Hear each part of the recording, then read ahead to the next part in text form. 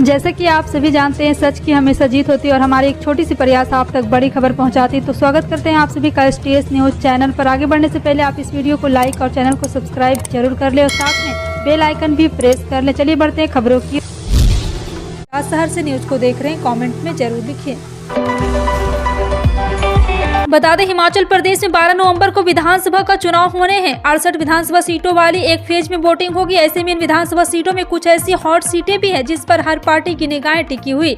ऐसे में हर दिन आपको हम कुछ खास सीटों के बारे में बताएंगे जो इस बार के इलेक्शन में अहम रोल निभाएगी। आपको बता दें कि इसमें शिमला जिला के शिमला ग्रामीण सीट का नाम शामिल है। इस बार इस सीट से भाजपा के रवि मेहता और कांग्रेस से विक्रमादित्य आमने सामने है। कांग्रेस के दिवंगत CM वीरभद्र सिंह के बेटे विक्रमादित्य शिमला ग्रामीण से दूसरी बार जीत का सपना देख रहे हैं। केरल में सरकार बनाम राज्यपाल की लड़ाई लगातार बढ़ती जा रही है। आलम यह है कि केरल के मुख्यमंत्री सीधे राज्यपाल पर निशाना साध रहे हैं। CM पिनराई विजयन सरकार अब राज्यपाल को चांसलर के पद से हटाने के लिए हर हथकंडा अपनाने को तैयार है। अब इसके लिए CM विजयन जल्द एक अध्यादेश लाने जा रहे हैं। आने वाले विधानसभा सत्र के दौरान इस अध्यादेश को लाया जा सकता है। इसे लेकर कैबिनेट की बैठक में फैसला भी हो चुका है। हाल ही में भारत के आसमान में कुछ तारों की एक लंबी लाइन को जाते लोगों ने देखा तो हैरान रह गए, लेकिन बाद में पता चला कि ये दुनिया की अमीर शख्स एलन मस्क के स्टारलिंक इंटरनेट सैटेलाइट है। हाल ही में ट्विटर को खरीदने वाले एलन मस्क, कार बनाने वाले टेस्ला और अंतरिक्ष की दुनिया में दखल रखने वाले कंपनी SpaceX के भी मालिक है। दुनिया के विकसित देश में निजी कंपनी अंतरिक्ष में बढ़ती संभावनाओं को लेकर हाथ आजमा रही, वहीं पर सरकारें भी उनको पूरी तरह से सहयोग कर रही। भारत में ये सेक्टर पूरी तरह अभी तक सरकारी नियंत्रण में। हाल ही में भारत ने भी अंतरिक्ष के क्षेत्र में कई सफलताएं हासिल की, लेकिन अब इस सेक्टर को लेकर भारत की सरकारी कंपनियां भी सामने आ रही है और इसी को लेकर भारत के निजी क्षेत्र द्वारा विकसित पहले रॉकेट विक्रम-S का प्रशिक्षण 12 से 16 नवंबर के बीच किया जा सकता है। गुजरात की 182 विधानसभा सीटों पर 2 चरणों में 1 और 5 दिसंबर को मतदान होना है। वोटिंग की तारीख जैसे जैसे करीब आती जा रही है, चुनाव प्रचार के शोर भी बढ़ता जा रहा। सत्ताधारी भारतीय जनता पार्टी और विपक्षी कांग्रेस के साथ ही दिल्ली और पंजाब की सत्ताधारी आम आदमी पार्टी भी चुनाव प्रचार में पूरा जोर लगाती नजर आ रही है। गुजरात की चुनावी रणभूमि में इस बार कुछ अलग रणनीति के साथ उतरी। कांग्रेस ने प्रचार की तकरीब से भी अपनी अलग अपनाई है और पार्टी बड़ी बड़ी रैलियों के बजाय डोर टू डोर कैंपेन पर अधिक ध्यान लगाती दिख रही है। तेलंगाना हाईकोर्ट ने बुधवार को बीजेपी से निलंबित विधायक टी राजा सिंह को बड़ी राहत दे दी है। कोर्ट ने दोनों पक्षों को सुनने के बाद टी राजा सिंह को रैलियों और प्रेस मीट न करने की शर्तों के साथ रिहा करने का आदेश दिया। हाईकोर्ट के अधिवक्ता करुणा सागर ने यह जानकारी दी। मालूम हो कि पैगंबर मोहम्मद पर कथित टिप्पणी करने के मामले में पुलिस ने टी राजा सिंह के खिलाफ PD एक्ट के तहत कार्रवाई की थी। पैगंबर मोहम्मद को लेकर अगस्त में विवादित टिप्पणी करने के बाद टी राजा सिंह के खिलाफ कई शिकायतें दी गई थी। उत्तर प्रदेश में धान की कटाई शुरू होते ही पराली जलाने के मामले सामने आने लगे। हालांकि सुप्रीम कोर्ट ने पराली जलाने पर रोक लगा रखी है, फिर भी खेतों में आग लगाने की घटनाएं कम होने का नाम नहीं ले रही है। प्रशासन किसानों को पराली न जलाने का निर्देश दे रहा है। किसानों की इस बाबत लगातार जागरूकता भी किया जा रहा है। धान का कटोरा कहे जाने वाले पूर्वी उत्तर प्रदेश के चटौरी में किसानों को जागरूक करने के लिए दीवारों पर पराली न जलाने से संबंधित स्लोगन्स की पेंटिंग कराई जा रही। साथ ही ग्राम पंचायतों के प्रधानों को भी पराली न जलाने का संदर्भ में निर्देश दिए गए हैं। देश की राजधानी दिल्ली में मौसम का मिजाज बदल रहा है। दिल्ली में अब तक ठंड ने दस्तक नहीं दी। हालांकि मौसम विभाग की माने तो दिल्ली में 10 नवंबर को बूंदाबूंदी या हल्की बारिश हो सकती है, जिससे तापमान में कमी आने की उम्मीद है। मौसम विभाग की माने तो दिल्ली में अगले कुछ दिन सुबह के समय धुंध का कोहरा देखने को मिल सकता है। साथ ही आज बारिश देखने को मिल सकती है।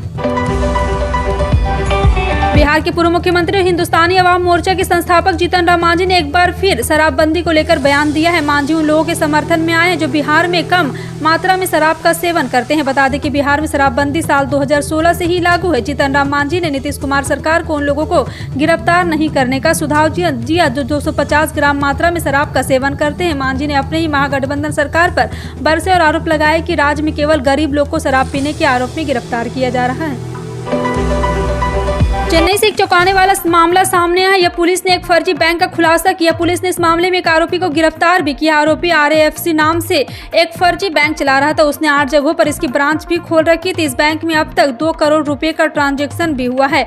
इतना ही नहीं, बैंक द्वारा बाकायदा gold loan scheme, FD, weekly loan, personal loan जैसी सुविधाएं भी दी जा रही थी। चेन्नई पुलिस ने यह कार्रवाई RBI के अड्डे पर की है। मिर्जापुर में हैरान कर देने वाली घटना सामने आई है, जहां पर 3 चोर बोलेरो कार से आए और एक दुकान से 5 बोरी आलू और 25 किलो टमाटर चोरी कर फरार हो गए। इस घटना का सीसीटीवी वायरल हुआ है। दुकानदार किशन कुमार का कहना है कि उन्होंने थाने में तहरीर दी, लेकिन पुलिस ने अभी तक मुकदमा दर्ज नहीं किया। उत्तर प्रदेश के मिर्जापुर से चोरी की बेहद ही हैरान कर देने वाली घटना सामने आई है। जानकारी के मुताबिक पटेहरा कला पुलिस चौकी अंतर्गत सुगापाट खुर्द गाँव में किसान कुमार के लिए एक दुकान है। उनकी दुकान के बाहर बोरी और आलू टमाटर रखे हुए थे जो चोरी हो गए।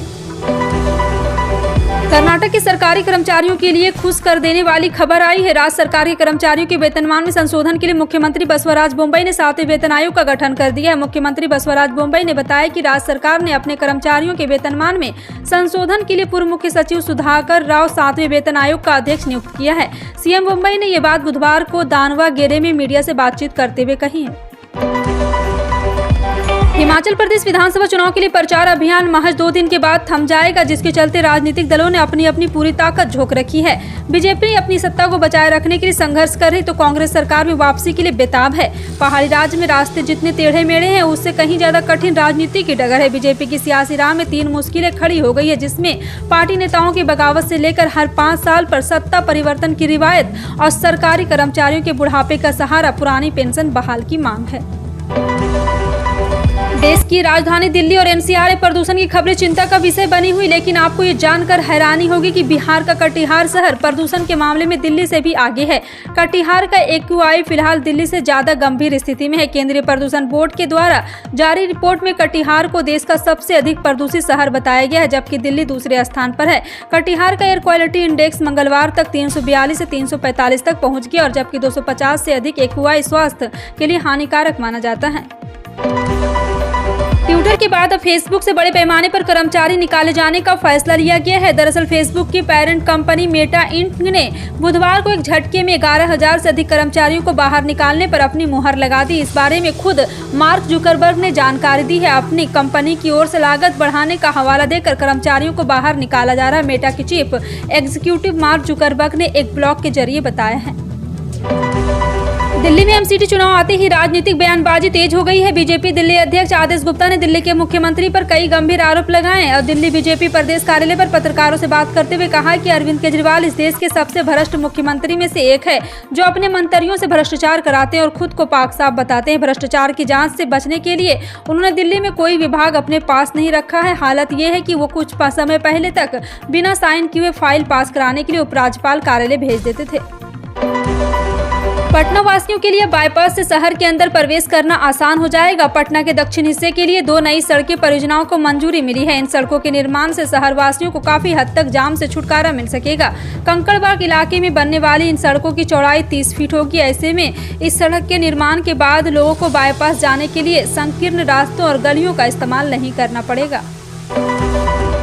मध्य प्रदेश स्कूल शिक्षा विभाग के बाद अब जनजातीय कार्य विभाग के प्राथमिक शिक्षक भर्ती के लिए जिलेवार रोस्टर जारी कर दिया है। रजिस्ट्रेशन प्रक्रिया 17 नवंबर 2022 से शुरू होगी। इच्छुक और योग्य उम्मीदवारों को इस भर्ती के लिए आधिकारिक वेबसाइट पर जाकर रजिस्ट्रेशन कराना होगा। मध्य प्रदेश में प्राथमिक शिक्षक के कुल 11,098 पदों को भरा जाएगा। इसमें से 2790 पदों को गेस्ट टीचर पर, 8308 पदों पर सामान्य आवेदकों भरा जाएगा।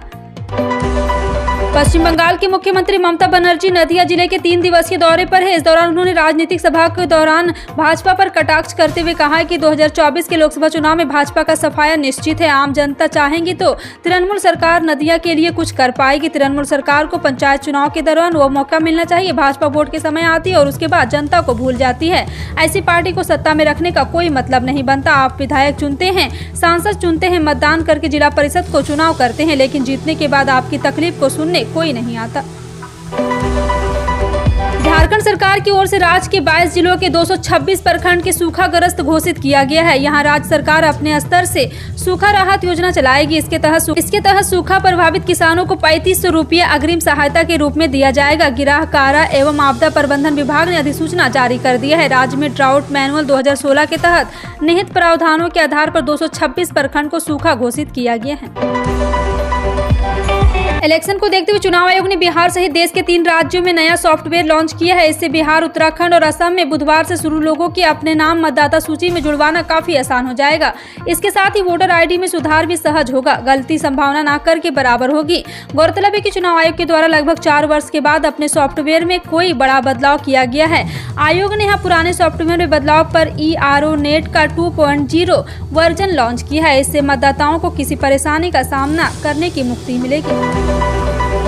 घरेलू हवाई किराया दोगुना तक महंगा हुआ। बता दें कि किराए की उच्चतम सीमा हटाने के बाद तेजी से बढ़ोतरी शुरू कर दी है। सितंबर के मुकाबले इस साल दिसंबर में यात्रा के लिए कंपनियां कुछ महत्वपूर्ण मार्ग पर दोगुना तक ज्यादा किराया ले रही है, जबकि दूसरी ओर विमानों की कमी से उड़ानों की संख्या घटने से यात्री पहले से मुश्किल का सामना कर रही है। एक रिपोर्ट में कहा गया कि घरेलू यात्रियों को दिसंबर यात्रा सीजन में हवाई किराए राहत मिलने की उम्मीद कम है। फिलहाल आपका इन सभी खबरों पर क्या कहना है, कमेंट सेक्शन में टाइप करके जरूर बताएं।